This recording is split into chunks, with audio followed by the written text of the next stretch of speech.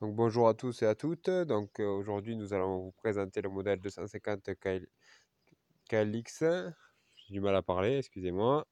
Donc voilà, bon évidemment comme toute Kawa qui se respecte, elle est verte. C'est un petit modèle donc mi-route, mi-chemin. Donc c'est une version très dégonflée, donc à peine plus puissante qu'une 125 en 4 temps, qui permet donc d'accéder au petit chemin.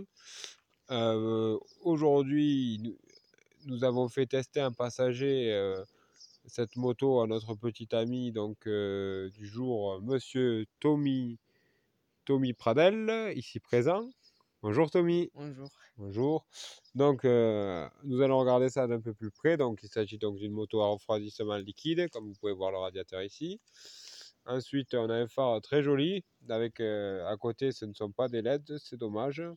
Ça aurait été sympa, mais déjà, on a une plaque phare bien agressive, bien sympa, bien en air avec son temps. Donc, c'est une moto de 2011. Donc, pour une moto de 8 ans, elle se défend pas mal. Donc, le propriétaire, Monsieur Blanc, a très peu roulé avec cette moto, puisqu'effectivement, cette moto n'a que 4000 km à son compteur. On est sur déjà un bloc en injection, donc très point de vue norme anti-pollution de l'époque oblige. Et ensuite, on a également une sonde lambda. Voilà. Alors la sonde lambda, que je vous dise pas de bêtises, là voilà. Donc la norme anti-pollution, ce qui n'est pas forcément la partie la plus intéressante de cette moto, mais voilà. Kawasaki qui est quand même déjà à la pointe de la technologie, avec toujours le sous-traitant Kenin pour ce qui est de l'injection. Après, on est sur une base très légère, un moteur qui développe 24 chevaux, si je ne me trompe pas, ou peut-être 27, mais enfin, pour du 250, vous n'allez pas vous retrouver sur la bavette, hein. Franchement, on n'est pas sur une base très puissante, mais c'est très bien pour celui qui va aller se balader dans les petits chemins.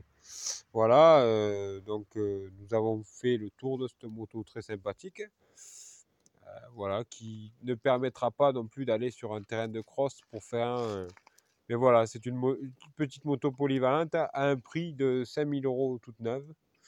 Donc voilà, aujourd'hui, ça reste être quelque chose de très sympa pour celui qui en fait ponctuellement. Évidemment, celui qui va faire de l'enduro tous les week-ends, cette moto n'est pas faite pour lui, mais ce n'est pas le même produit, puisque là, on est quand même sur quelque chose qui permet d'aller chercher le pain sans être un vibromasseur, puisque effectivement, voilà, vous êtes sur un produit beaucoup plus urbain. Voilà.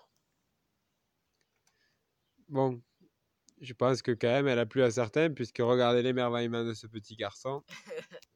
Voilà. Bon, Elle est allez, trop bien cette moto. bonne soirée à vous.